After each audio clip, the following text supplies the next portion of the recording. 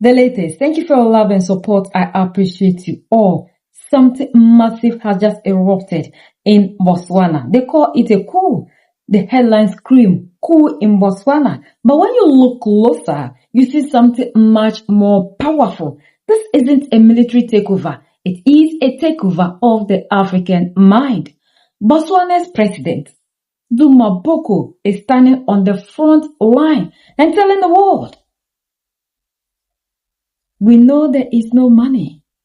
We know there are problems. The African problems are too much for us. But we have brains. We have ideas. This is a clean up revolution. And it's starting from the ground up. This speech is something I want all of us to take our time and listen to. Because this would change everything for us. Watch how a real African leader behaves. President Boko don't just sit with the VIPs and the diplomats. He called the children to the front. He told them to bring their chairs and sit right next to him.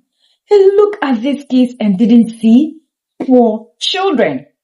Like we are made to believe that we are poor. He saw the future. He said, I see lawyers here. I see doctors here. I see engineers, scientists. He even pointed to the empty seat of the Chief Justice and the Speaker of the House and told the children, your replacements are right here. We know there's no money. We know there's a problem. But we have brains. We have ideas that we will deploy. And so the government, a great leader, is a marksman who will hit a target others cannot hit. A genius is a marksman who will hit a target others cannot see. And so I'm going to show you something that you may not have seen, but I can see very clearly.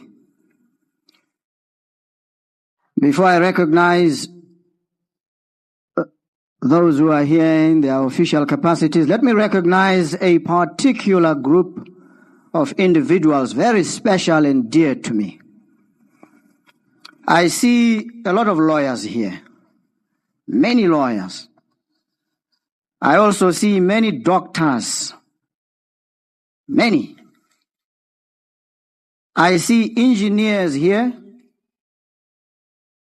I see neurosurgeons here. I see astrophysicists here. I see all manner of cutting-edge professionals here. And I'm going to invite the children to bring their chairs and come and sit next to me so they can be recognized properly. So please bring your chair, come and flank me here so I can receive some blessings from you.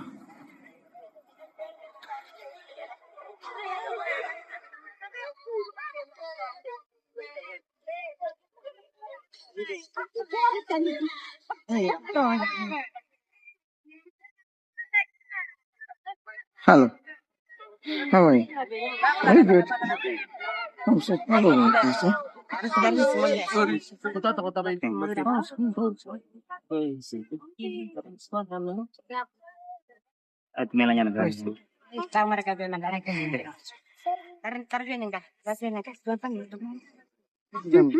Look at me. So I can sit even here. Doesn't matter. As long as I'm surrounded by this energy, eh? Beautiful energy, beautiful people. Love you so much.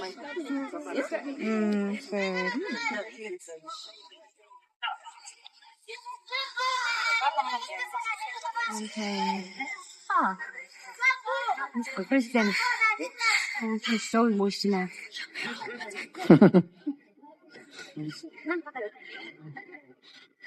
These are the people I was talking about. There are lawyers here. There are engineers here. There are scientists here. Billionaires here. Ministers here. Members of parliament here. Great business people here all around me.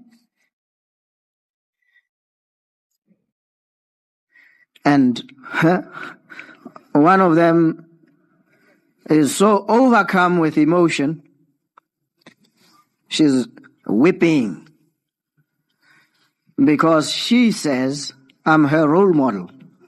I'm humbled. And I want to speak to her and use the words of a poem by Walt Whitman. Weep not, child.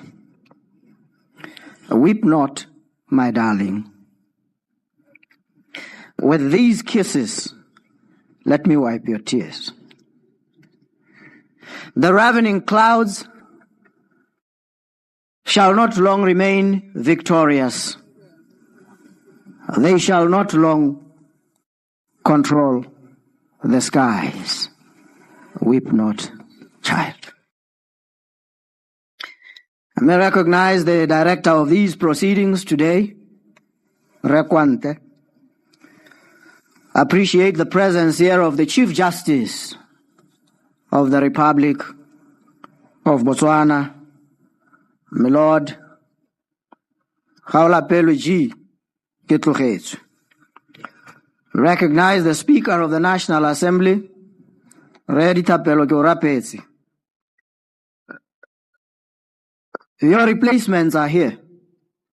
At some point, a Chief Justice is sitting here somewhere. The Speaker of the National Assembly is here somewhere. Members of Parliament are here, all around me. Ministers, even the President may actually be here. You see, when you have a situation like this, you know the future is bright. Recognize the Minister of International Relations, who is also the Member of Parliament for this area, Dr. Penyo Butal. Minister of Local Government and Traditional Affairs, Members of Cabinet, I see Dr. Stephen Modise, Minister of Health. He's got the vibe. He's a funky man. He plays the guitar, actually. He's a musician. And musicians are eccentric people by calling. And they call him the Hurricane. Recognize you, sir, with your earrings. Oh, you're not wearing them today. It reminds me that there was a controversy in Kenya when a prominent lawyer who wanted to become Chief Justice attracted so much controversy for two reasons. One, he wore an earring. Two, he carried a backpack.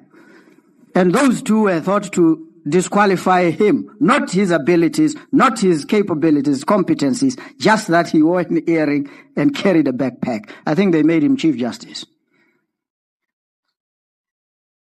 So thank you very much, sir, for being here. I thank all the other cabinet members, seeing the Minister of Child Welfare and Basic Education. Many of them are here. Members of Parliament who are here. I see there are members of the local authority here, led by no less a person than the person of the mayor of the city of Gaborone. Very active, very vocal, very agile, very quick off the mark, precise on the draw. Rewa Rabile Mutale, thank you so very much for the work that that you do. Members of the diplomatic corps who are here with us, I've seen Ambassador of the Great People's Republic of China, the land of Mao Zedong. We used to call him Mao Zedong. Mao Zedong, they say.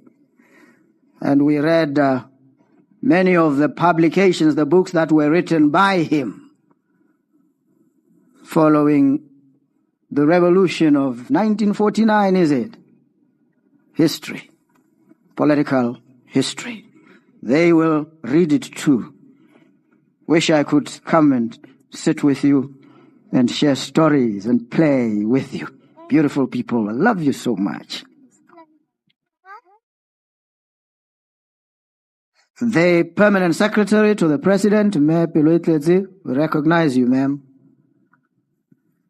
We recognize all government officials who are here.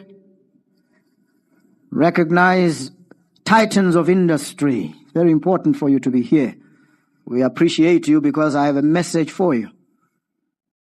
Much along the same lines that the mayor delivered.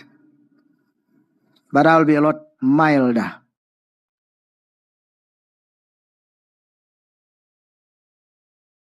Members of the media whom I met yesterday and I'm to meet again and again. Love you folks. One of them confronted me yesterday. He says, President, you bash us too much. Please, we've heard, we've heeded. I said, the reason I do that is because I love you people so much more than you love yourselves. I want you to be better. I want you to be the very best. And so I realize I must work with them. I must bring them close so they can ask all the questions they've ever wanted to ask. And if it comes to that, I'll dedicate a whole day. I'll not be on leave. I'll be working morning until evening. Sit with them and have them ask any and every question. So that when we leave that place, there's no question that they haven't asked. And there's none that has not been answered. Thank you very much, members of the media. Please keep on doing the work that you do. President Boko is showing us that the next generation isn't waiting. They are already here. The African has the power, the ability, the capability. And now let's talk about the truth. Most leaders hate the media, but President Boko is different. He admits he bashes the journalists. But listen to his reason. I do it because I love you. I love you so much. I love you people so much, more than you love yourselves. I want you to be the very best. He offered to give the media a whole day. No leave, no holiday. Just a full day of work to answer every single question. This is what we call transparency. No hiding, no secrets. Just a leader who wants his people to be sharp and informed. Even the ambassador of China was in the room. Why? Why do we need the Chinese ambassador to be in the presence of the African affair? Botswana is looking at nations that change their destiny. They are looking at the 1949 revolution and learning how a country builds itself from nothing. President Boko is moving Botswana away from begging and towards building. Whether it's cleaning up the streets or cleaning up the economy. The message is the same. Africa must manufacture its own future. Africa must manufacture its own future. Sometimes we need to learn from other people.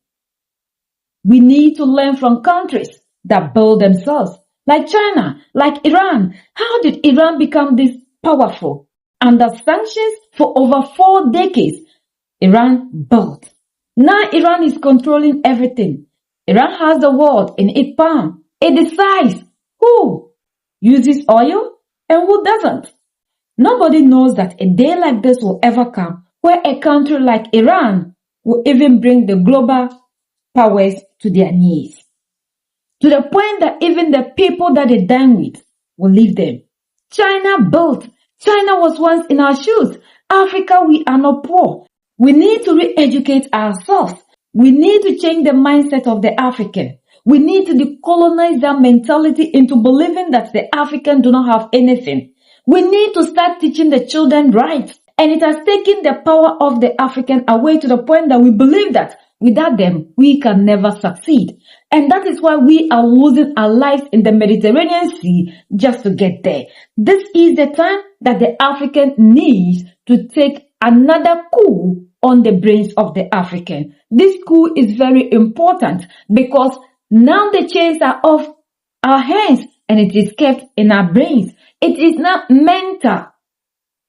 So we need to decolonize that mentality into believing that the African is not capable of anything. The African has nothing to do. We believe that they have the researchers, they are the scientists, they have the this. The African now has lost power and we do not believe that we can do anything for ourselves. So we need to reconscientize that mentality to reignite the power that is in the Africa and the strength that we have. And this we need to start it with the children. We are the only ones that can set ourselves free. United we stand, divided we fall. And united we keep standing forever and ever. The greatest enemy of the African is mental slavery. So let's decolonize ourselves from mental slavery. Let's keep sharing to educate our brothers and sisters. Together we make Africa great for ourselves and the next generations that are going to come. So that's the latest around the world.